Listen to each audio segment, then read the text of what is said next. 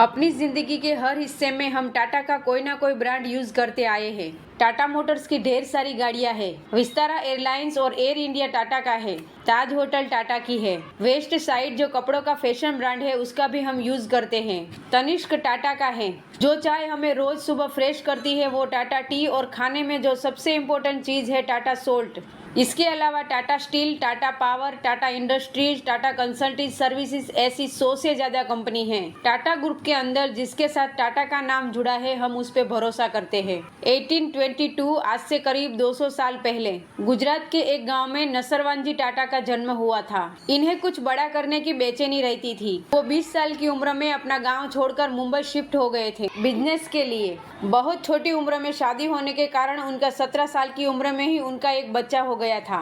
वो cotton trade की तरफ काफी आकर्षित थे। उन्होंने अपना खुद का कॉटन एक्सपर्ट का बिजनेस स्टार्ट किया। उन्होंने फैसला किया कि अपने बिजनेस का जितना भी पैसा आता है उसमें से वो अपने बेटे की पढ़ाई में लगाएंगे। उन्होंने अपने बेटे जमशेद जी को इंग्लिश में एजुकेशन दिया। जब जमशेद जी टाटा 18 साल के हुए तब उन्हें बिजनेस के लिए हांगकांग भेजा गया। 1859 में जमशेद जी को हांगकांग भेजा जाता है। जमशेद जी अपनी बीवी और एक बच्चे को लेकर हांगकांग में शिफ्ट हो जाते हैं। जमशेद जी ने 3 अलग अलग कॉन्टिनेंट्स में काम किया। फिर इंडिया में उन्होंने कॉटन मिल्स खोली। इसके साथ साथ इंडिया की पहली स्टील फैक्ट्री शुरू की और इंडिया का पहला 5 स्टार होटल खोला। और ये पहला होटल था जिसमें इलेक्ट्रिसिटी थी, यानी कि बिजली थी। जी हाँ, वही मुंबई का ताजमहल होटल। 1904 में जमशेद जी टाटा का देहांत हुआ। साल 1874 में जमशेद जी ने अपनी पहली कॉटन मिल की फैक्ट्री नागपुर में खोली थी। इनका इंटरेस्ट था कॉटन ट्रेड से हटकर कॉटन प्रोडक्शन बिजनेस में आने का। उन्होंने देखा कि उनकी कॉटन मिल में जो मजदूर काम करते हैं वो बड़े ही आलसी थे। कोई ना कोई बहाना बनाकर एब्सेंट हो जाते थे। इसके इलाज के लिए इन्होंने मजदूरों के लिए जनरल प्रोविडेंट फंड बनाया ताकि रिटायरमेंट के बाद भी मजदूरों को पेंशन मिलती रहे। जमशेद जी ने एक इंश्योरेंस स्कीम भी स्टार्ट करी थी। अगर किसी भी मजदूर का किसी भी तरह का एक्सीडेंट होता है तो उसकी मेडिकल कॉस्ट कंपनी के द्वारा कवर की जाएगी। इसके अलावा उन्होंने फैमिली डे, स्पोर्ट डे भी रखे क्योंकि मजदूर अपनी फैमिली के साथ आए और एक मजबूत कम्युनिटी की फीलिंग बने। जब 1861 में अमेरिकन सिविल वॉर हुआ तब इंग्लैंड ज्यादातर कॉटन रॉ मटेरियल्स को अमेरिका से इंपोर्ट करते थे, लेकिन सिविल वॉर के चलते ये सप्लाई बंद हो गई। जमशेद जी ने इस बात का जबरदस्त फायदा उठाया। उन्होंने कॉटन के रेट्स को डबल कर दिया क्योंकि उस वक्त इंग्लैंड को इंडिया से ही कॉटन इंपोर्ट करना पड़ रहा था। उसी टाइम जमशेद जी ने अपना लंदन में ऑफिस स्टार्ट किया और फिर 4 साल तक उन्हें बहुत ही ज्यादा प्रॉफिट हुआ। लेकिन 4 साल बाद अमेरिकन सिविल वॉर खत्म होने के कारण अमेरिका से आने वाली सप्लाई वापस चालू हो गई। इसकी वजह से टाटा का बिजनेस लॉसेस में जाने लगा। तभी इन्वेस्टर्स उनके पीछे पड़ गए और अपने पैसे रिटर्न्स मांगने लगे।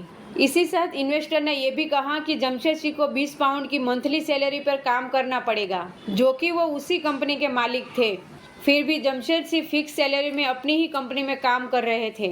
जमशेद सिंह के कई सपने थे, जैसे कि एक हाइड्रो इलेक्ट्रिक प्लांट खोलना, इंडिया में एक world class education institute start करना, स्टील प्लांट खोलना, ऐसा 5 स्टार होटल खोलना जहां पर किसी भी रंग के लोग जा सके।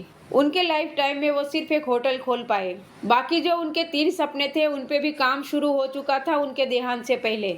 उनके बेटे दोराबजी टाटा बाकी 3 सपनों को हकीकत बनाने में लग गए। 1910 में टाटा का स्टील प्लांट तैयार हुआ और स्टील प्रोडक्शन भी शुरू हो चुकी थी। उसी टाइम फर्स्ट वर्ल्ड वॉर की शुरुआत होती है और ब्रिटिश एम्पायर को जरूरत पड़ती है स्टील की।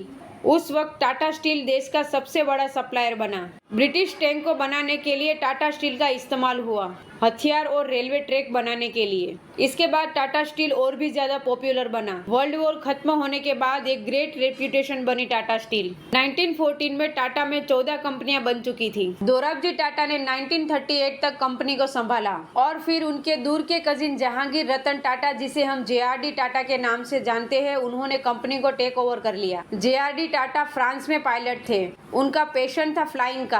जेआरडी टाटा ने ही टाटा एयरलाइंस की स्थापना की थी, जिसका बाद में नाम बदल कर रखा गया एयर इंडिया। साल 1947 में जवाहरलाल नेहरू ने फैसला किया कि देश में जितने भी बड़े बिजनेस और इंस्टीट्यूशन हैं उन्हें सरकार हैंडल करेगी। लेकिन टाटा के लिए एक बुरी खबर थी। सरकार ने टाटा एयरलाइंस को भी नेशनलाइज कर दिया। नेहरू सरकार ने जेआरडी टाटा को ऑफर किया कि वो आकर एयर इंडिया को लीड करे और जेआरडी टाटा ने इस ऑफर को एक्सेप्ट भी किया। 1970-80s में एयर इंडिया को दुनिया की one of the prestigious airlines माना जाता था। 1945 में टाटा मोटर्स का सबसे पहला प्रोडक्ट बनाया गया।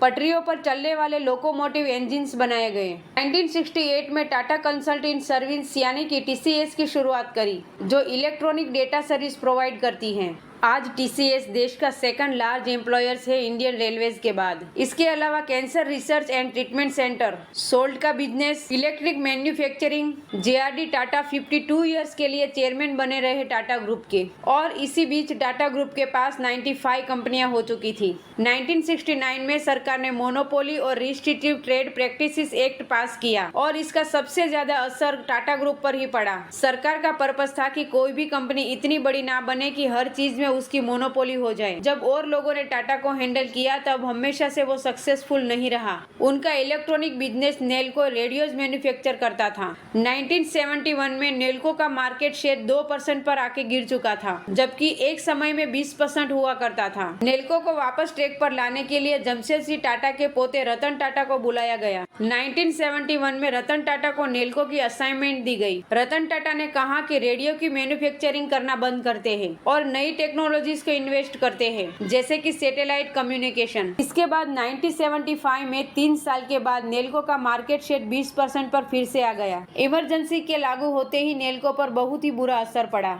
और नेल्को को शट डाउन कर दिया गया। 1991 में रतन टाटा को टाटा ग्रुप का चेयरमैन बना दिया गया। 1991 में इंडिया के फाइनेंस मिनिस्टर मनमोहन सिंह ने अनाउंस किया कि इंडिया अपने मार्केट को बाकी दुनिया के लिए खोल रहा है। इंडिया कैपिटल मॉडल की तरफ मुड़ा। ये एक लौता तरीका था इंडिया की इकोनॉमिक बचाने का। बाद में टाटा ग्रुप ने फॉरेन कंपनी को एक्वायर करना शुरू कर दिया। इंग्लैंड की टेटली टी कंपनी को $12 बिलियन में टाटा ग्रुप ने खरीद लिया। कार मैन्युफैक्चरिंग कंपनी यूके की थी, लेकिन जब इस कंपनी को बेचे जाने की बात हो रही थी तो इस कंपनी के वर्कर्स ने कहा कि हम चाहते हैं कि टाटा कंपनी हमारी कंपनी को टेक ओवर करे। 2003 में रतन टाटा ने एक फैमिली को देखा जो स्कूटर पे ट्रैवल करते हुए 4 लोग स्कूटर पर ठस के बैठे हुए थे। इसके बाद 5 साल बाद रतन टाटा ने नैनो कार लॉन्च की, सिर्फ 1 लाख रुपए में, और दुनिया की सबसे सस्ती कार बनाई। भारत को ओलंपिक्स तक पहुंचाने में भी टाटा का हाथ था। सौरभजी टाटा खुद एक एथलीट थे। उन्होंने खुद भारत की हॉकी टीम को स्पॉन्सर किया। उस साल भारत को कोई मेडल नहीं मिला, लेकिन 1929 को भारत की हॉकी टीम ने पहला गोल्ड मेडल जीता। सौरभजी टाटा अपनी वाइफ के नाम Tata memorial hospital 70% cancer patient की ट्रीटमेंट फ्री में करता है। बाकी इंडस्ट्रीज की तरह जब कॉस्मेटिक इंडस्ट्री दूसरे देश पर निर्भर थी, तब लक्ष्मीज नाम से इंस्पायर होकर लैक्मे कंपनी की शुरुआत टाटा ने की। हाल ही में रतन टाटा ने 7,000 करोड़ में बिस्लेरी को खरीद लिया है। जमशेदजी टाटा का मानना है कि समाज को बेहतर बनाना ही एक बिजनेस को दिशा देता है, सही और गलत में अंतर समझाता है। इसलिए आज भी रतन टाटा जो भी पैसे कमाते हैं उसमें से 60% डोनेट कर देते हैं। एजुकेशन, हेल्थ और वेल बीइंग में इन्वेस्ट करते हैं। 150 साल से टाटा ने सिर्फ बिजनेस नहीं किया, बल्कि साथ साथ नेशनल बिल्डिंग में भी हाथ बढ़ा रहा है।